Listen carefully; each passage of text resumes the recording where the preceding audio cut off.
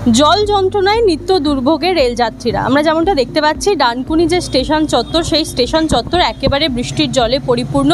প্রায় এক গোড়ালি সমান জল দাঁড়িয়ে রয়েছে একেবারে ডানকুনি স্টেশন ঢোকার মুখ থেকে শুরু করে যে প্ল্যাটফর্মে ওঠার রাস্তা, সেই রাস্তা সম্পূর্ণটাই জলের তলায়। এবং এই রাস্তা পার করেই কেউ হেঁটে, কেউ টোটো করে, কেউ সাইকেলে কিন্তু নিত্যদিন এই রাস্তা দিয়ে যাতায়াত করছেন এবং ট্রেন ধরছেন। ফলে এই যে রেলের রাস্তায়, রেল সংলগ্ন যে এলাকা, যে রাস্তা যেখান দিয়ে স্টেশনে আসা হয়, সেই রাস্তায় কিন্তু একেবারে জলমগ্ন। প্রতিদিন হাজার হাজার নিত্যযাত্রী কিন্তু এই জল পেরিয়েই তার নিজের গন্তব্যে পৌঁছে যাচ্ছেন। আমরা যেমনটা জানি যে বর্ধমান হাওড়া কর্ডলাইন এলাকার একটি গুরুত্বপূর্ণ জাংশন স্টেশন হচ্ছে ডানকুনি স্টেশন, এবং এই স্টেশন থেকে যেমন একাধিক Howrah Bardhaman Sealdah train, local train চলে, তেমনি একাধিক দূরপাল্লার ট্রেন দাঁড়ায় এবং দূরপাল্লার ট্রেন যায়।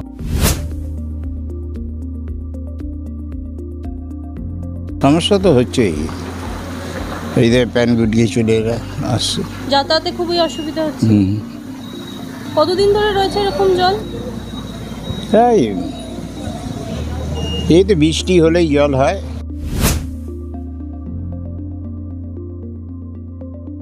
কতটা সমস্যা হচ্ছে জল পেরিয়ে এরকম ভাবে যাতায়াত? খুবই সমস্যা হচ্ছে।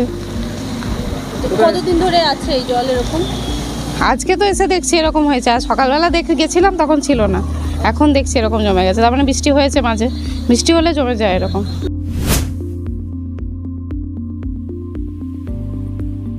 কতদিন ধরে এই সমস্যার মধ্যে পড়ছেন? এই সমস্যা মোটামুটি ধরুন কয়েকদিন ধরে চলছে, যতদিন ভাঙা হয়েছে। আর বলুন, কি চাইছেন? মানে এই জল যন্ত্রণা থেকে মুক্তি?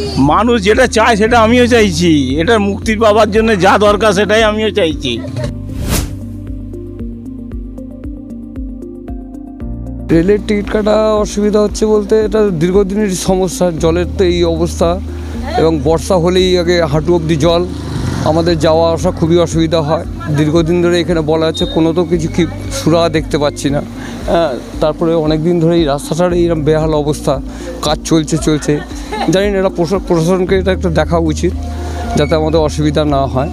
ফলে এই জাংশন স্টেশনে যে নিত্য জল যন্ত্রণা, সেখানে কিন্তু সাধারণ মানুষ একেবারেই যে অস্বস্তিকর পরিস্থিতি, সেই অস্বস্তিকর পরিস্থিতি তৈরি হয়েছে। প্রতিদিন এই জল মারিয়েই কিন্তু কার্যত যাতায়াত করতে হচ্ছে সাধারণ মানুষকে।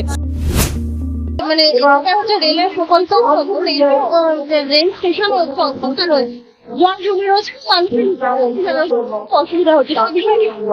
দেখুন, এটা তো দীর্ঘদিন ধরে হয়েছে, এই ব্যাপারটা। এবং আমরা ডিআরএম লেভেল পর্যন্ত আমরা চেয়ারম্যান থেকে শুরু করে আমরা মিটিং করেছি, এবং আমরা বলেছিলাম যে আমরা আমাদের যে পৌরসভাগত এলাকাটা, সেটা আমরা ড্রেনটা করে দেবো। কারখানার ভেতর দিয়ে একটা ড্রেন যাতে বার করে দিয়ে তার পেছনে যে খাল আছে, সেই খাল, মাইগাছি খাল, সেই খালে যাতে ফেলা যায়, সেই ব্যবস্থাটা করে দেওয়ার জন্য। এবং সেই ব্যবস্থাটা যদি আমরা করতে পারি, তাহলে আশা করছি এই সমস্যার আমরা সমাধান করতে পারবো। এবং আপনাদের মাধ্যমে আরও জানাই যে দীর্ঘদিন ধরে আমরা রেল দপ্তরকে বলেছি যে এপারের যারা লোক আছে, রেলের পূর্ব দিকের যারা লোক আছে, সেই মানুষগুলোর টিকিট কেটে স্টেশনে উঠতে গেলে যে ফুটওভার ব্রিজ, সেই কাজ দীর্ঘদিন ধরে চলছে। 14 সাল থেকে আজকে তরুণ 24 সাল, 10 বছর হয়ে গেছে। রেল দপ্তর এই কাজটা কেন এত কেন তাদের কাজের গতি এত স্লো, আমরা বুঝতে পারছি না। এই কাজটাও কিন্তু দরকার, নাহলে যে কোনো সময় বড় দুর্ঘটনা ঘটবে, বিভিন্ন মানুষের প্রাণহানি হবে। এবং আমরা যেটা রেলের সঙ্গে কথা বলার চেষ্টা করেছিলাম এই বিষয়ে, কিন্তু তারা এই বিষয়ে বা এই জল নিকাশি ব্যবস্থা, এই জল কবে নামবে সেই সংক্রান্ত বিষয়ে কিন্তু একেবারেই মুখ খুলতে নারাজ। এবং যেটা জানা যাচ্ছে যে এই ডানকুনি স্টেশনকে কিন্তু যে একেবারে অত্যাধুনিক স্টেশন হিসেবে ঘোষণা করা হয়েছে, তৈরি করা হবে, এবং সেই প্রক্রিয়াও শুরু হয়ে গিয়েছে। যেমনটা আমরা জানি, এই প্রক্রিয়ার জন্যই কিন্তু স্টেশনের যে বিল্ডিং ছিল, সেই বিল্ডিং ভেঙে ফেলা হয়েছে এবং নতুন স্টেশনের যে বিল্ডিং বাড়ি, সেই বিল্ডিং বাড়ি তৈরি করা হচ্ছে। আর ঠিক কতদিনে এই জল নিকাশি ব্যবস্থা করা যায়, সেই দিকেই এখন তাকিয়ে রয়েছে সাধারণ মানুষ, সাধারণ নিত্যযাত্রীরা।